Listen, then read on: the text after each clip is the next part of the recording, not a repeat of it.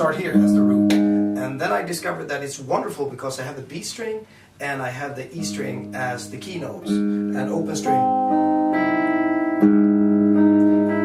And from this I thought, well, is there a vocal melody in here? Yes, it is. And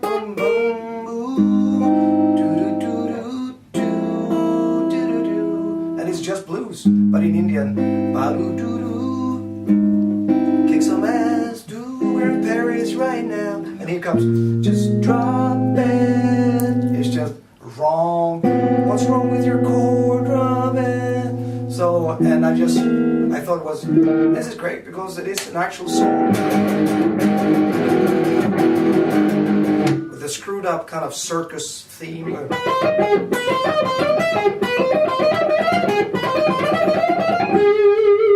So it's very Indian, but it's also very... what is this? I mean, I'm just shit happy I did it, and because there is an actual bluesy. So yeah, there you have it. I don't know what I'm talking about. I'm just happy. That's very interesting. April in Paris. Yes. And maybe then we can talk about the lyrics. Yeah. Because Free Kitchen has always been about lyrics as well. Yeah, absolutely. Not unlike many other metal bands. Steel. Yes. Yeah. So, of course, it's important for you. Lyrics are important. Yeah, yeah. So what themes did you tackle on this one? Jesus. Everything from a song like Hip Hip Hooray is about cynicism, about being really people who do not dare to look you in the eye. When you meet them in real life, they're so aggressive and they hate you on internet forums and fuck off and YouTube and whatever it is, and so and you meet them and they are just transparent people, you know. And it's the easiest thing known to man, to be brave behind your keyboard. Piece of cake, you know. Get out there in real life and survive. So, and there's nothing wrong with the internet forums, you know. It's a great thing, but I see so many ugly fucking things out there. It's just stay out of it, you know. It's the best thing, you know. That's Hip Hip Hooray, and then we have Tear Gas Jazz, which is about when we were playing in India, as the video here, and all these demonstrations about the Danish papers about Muhammad and all that stuff. And it's very easy to be a Scandinavian person and speak about this is tricky stuff, you know. There's nothing right or wrong, but stuff like freedom of speech and so on. But when you're in the mess yourself, and we are touring musicians, and we tour in many places nobody else tour, and you realize that you are a very stupid Western-looking guy in a very large Muslim demonstration that is turning into, who are they, you know? Oh, we're not Danish people, we're Swedish people. Who gives a shit, you know? So we just have to throw ourselves in a Jeep and go, shit, you know, go. And then you realize, well, is it really about freedom of speech, or is it just a provocation? Was it necessary? And so on. So I think about things, you know, that we experience. Honey, You're a Nazi is a true story as well. It's about a woman, a neighbor I met, who was like, she was shocking to the bone. She said that, listen, I've been thinking, I think we need more wars. It's a shame Hitler didn't win. I was like, what did the mouth say? and I was, we're just too many people, you know. We need to get rid of some of those people, so we should have more wars. And I was like, great idea. Why don't we just start by shooting your children? And I was like, no, not, you know, you and me and white people, but the other ones, you know. I was like, good God, you know, I think you should start promoting a site, you know, iwantmorewar.com, sign up and get a gun, whatever. So, and Murder Groupie, One Last Dance, it's about HIV, and then Do Not Disturb is about Starbucks and butt fucks and everything in between. And, you know, you write about stuff that you experience and think about, and that's it. So, yeah, good God, I'm talking a lot. This is HD. I refuse to be on anything but HD. So yes, okay, good, thank you. So let's talk about other things then for a few minutes. Yeah. What other projects are you involved in right now? We're probably going to do some more of the classical stuff with Beethoven. I'll show it to you later. Probably one concert in France and one in Bulgaria with a full symphony orchestra, where I play the violin part of the Beethoven thing.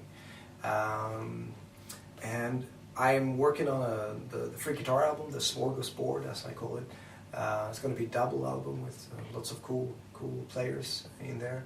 And that will take probably most of my time. I will do a whole bunch of tuition DVDs for something called the Rock House Method, based in Connecticut, outside of New York. I will shoot that in April. Other than that, I don't have any time, but being a dad and doing the free kitchen thing, so I've turned down a lot of guest soloing things and projects to this and that. I don't have the time, when I'm home, I want to be home with the family and be a good dad and so on, play with my son in the Swedish woods. Yeah. And what about art metal? Art metal, well, there you said it. Me and Jonas, we're making a new album in November, and we're doing a tour in March. Sorry. We can never stop. No, true, yeah. Okay. We're going to make an album in 3 days. We're going to write it, record it, mix it, and do everything in 3 days. That's it, with an Indian drummer called Ranjit Bharot, who is a kick-ass drummer. And then we're going to bring Ranjit, probably going to play Paris in March as well. Cool. But just a trio. It's not going to be art metal, it's going to be something else. So. Okay. And what about this free kitchen DVD we've been waiting for? It's in here. Yeah. It's in here. I have so much footage. I'll show you some later on. The thing is, this free kitchen DVD has been turned into a monster. It's piling up. So I think we're talking 10 DVDs now, and we can't release 10 DVDs, and I can't focus on what to release. So I think I'm going to start all over and put everything else on YouTube. For everyone to see, because it's so much stuff, and the years pass by, and all of a sudden you really realize this is 4 years old now, and why am I sitting on this? Just get it out there. Perhaps you could sell, if you're lucky, you could sell 6,000 DVDs in 2 years, but you can have 600,000 people watching your clip, or 6 million people watching it on YouTube, because that's what it comes down to anyway. You edit things, you spend 10,000 euros on a really cool video, and people watch it in this format, this big. That's where everybody sees it. It won't get shown on TV, So people watch it on like that, and if it looks good on like that, it's good. That's all you need, So it's a brave new world. That's how it is. So, yeah. Where was I? Yeah, I'm gonna put the shit out there. I play with a bull penis live on stage in Sweden Rock. That's going to be fun. We have the entire concert with the orchestra. It's edited. The entire concert is there, where we play a Night in Tunisia and Minor Swing with a full big band and everything. So I'm going to put it on YouTube, I think. So I want people to see it. I'm not interested. I make money anyway, so it's not like, yes, I want to earn €2 more, because the DVD production is a very costly thing, and I already spent around 5,000 euros from my own pocket just shooting the stuff, or even more. And I realize I won't get the money back, but it doesn't matter. I want people to see it, So good for us. Yeah, good for me too, actually. More people will show up at the concert. So. Tack så mycket. Tack. Okay, so apart from that, before you play some more, because of course we want to extract some more juice out of you. Yeah. What is the future of Free Kitchen except touring? Yeah, we're gonna tour our brains out, and then we're gonna start actually to do a new album as soon as we can, because you can't, and we're gonna do it in a completely different way. Land of the Freaks was done in a very strange way. I recorded everything, the guitars, 2 cheap drum machines, and I arranged everything. Then Björn had to play on top of that, but he's such a kick-ass drummer, it was no problem to do that. Chris learned the bass, or we recorded the bass 2 weeks before mix. He didn't know what to play. We rehearse together and we nail it together and so on. But this one, I needed to figure out what I was really up to. What do you want to do? But I feel for the next one it's going to be completely different. We're going to do it in my studio completely, and we're probably going to do a lot of more things together. Because this was very much my little baby. They heard the album for the first time after the mix. Björn and Chris, they didn't hear anything before. They heard a fraction of this and that, and then we mixed it at the In Flames studio, and they came dropping by and said, "Sounds fucking good,"